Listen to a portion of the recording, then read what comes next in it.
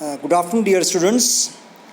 Today we learn again hemodynamics part 2. In the previous lecture, we have learned regarding some of the physical principles involved in the movement of blood. That is, we have learned regarding lamellar flow, Reynolds number, and resistance, how there is a change in diameter of the blood vessel by contraction of smooth muscles and their innervation. Now, let's proceed further and learn something more regarding hemodynamics. So just to refresh your knowledge regarding hemodynamics, basically heart is the pump which pumps the blood. It is basically two pumps are there. One pump is going to this smaller circulation, that is pulmonary circulation for oxygenation, and other is a systemic circulation, that is a major circulation coming from the left part of the heart. So from the heart, aorta, then it's arteries, arterioles, capillaries, which reunite to form veins and venules. Now these are basically called as capacitance vessel. They are carrying large amount of blood with less amount of pressure, and arteries are called as resistance vessel because they are having large amount of smooth muscle where diameter can be modified by contraction of smooth muscle under autonomic innervation. Infravena and supravena cava collects blood to the right atrium. So this is the collection of blood in right atrium. From it is going to right ventricle. It will go for oxygenation to the lungs, that is a pulmonary circulation. From here blood is coming back to the left heart, left atrium, left ventricle, from here to the systemic circulation. Now during its movement the blood encounters whatever the physical laws are there, we'll be learning in this hemodynamics. So this is the total circulation. Now hemodynamics, so blood always flows from area of high pressure to low pressure. So this is basically effective perfusion pressure. So that is divided by resistance. So effective perfusion pressure is the mean intraluminal pressure at the arterial end minus the venous end. So blood vessels are not rigid tubes and blood is not perfect fluid. That's why all physical principles whatever we are learning are not 100% suited on that one. We are trying to suit up to the level of our understanding.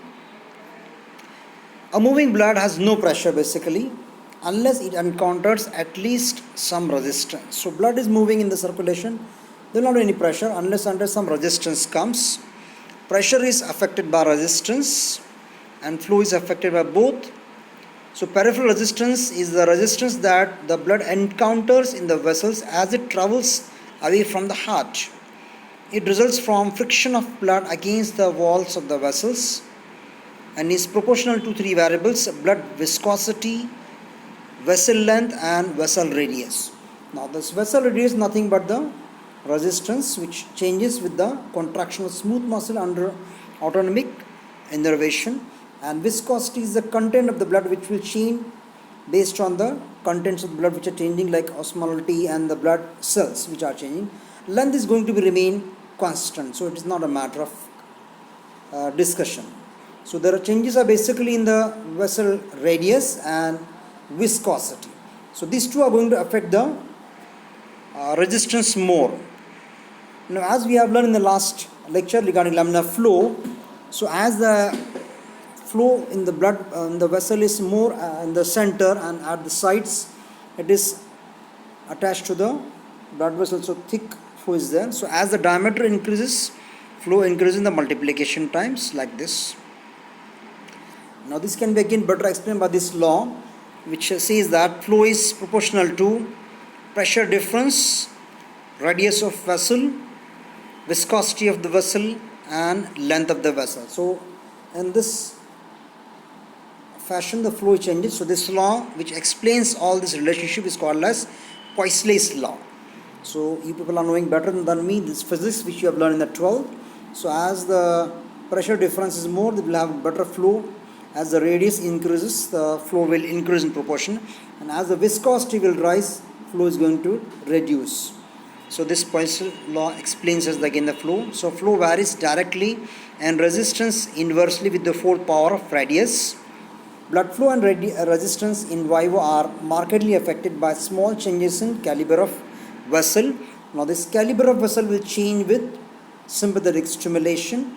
As there is a contraction of smooth muscle, caliber will change, decrease, and when there is a relaxation of smooth muscle because of any factor, the diameter of or caliber of vessel will increase. So variation in arterial diameter have such a pronounced effect on systemic arterial pressure. Example is anaphylactic shock. We'll see during our discussion of shock. Now one more law is very helpful for understanding why the capillaries, which are very thin walled but bearing such a big pressure coming from the heart, they don't rupture.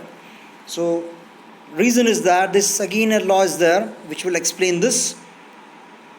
So tension is proportional to the pressure, transmural pressure, and to the radius.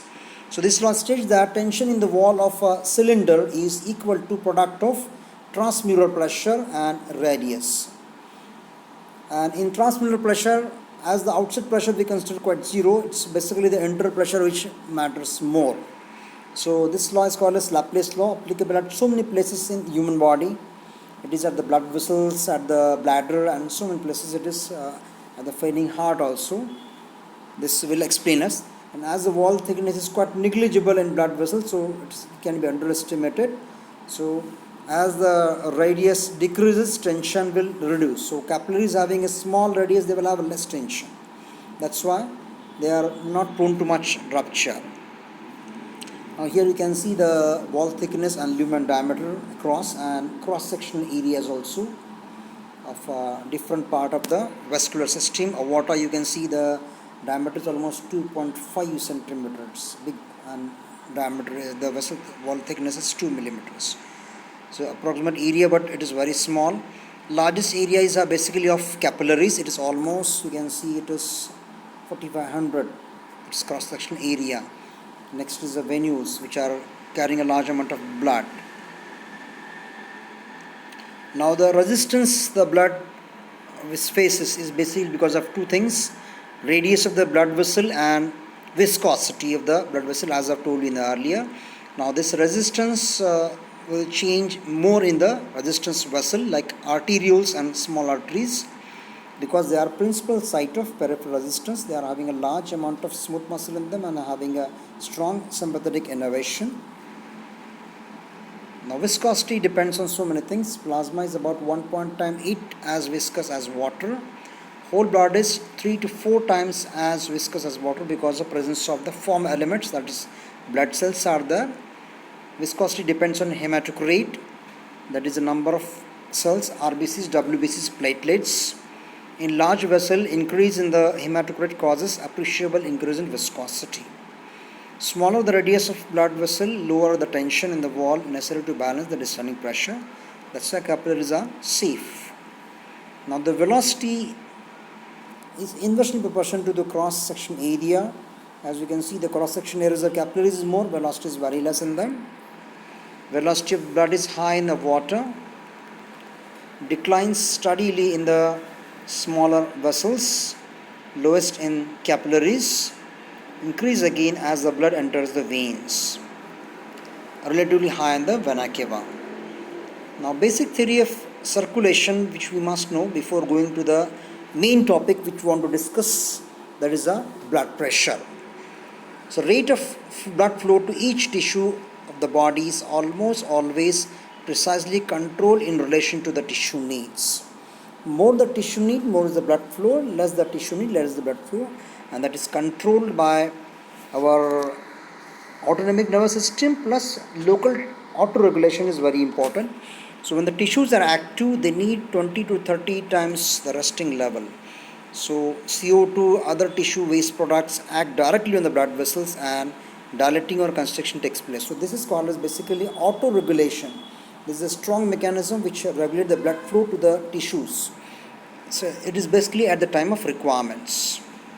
But sum of all tissue, local tissue flows, venous return increases cardiac output, further increase in the circulation.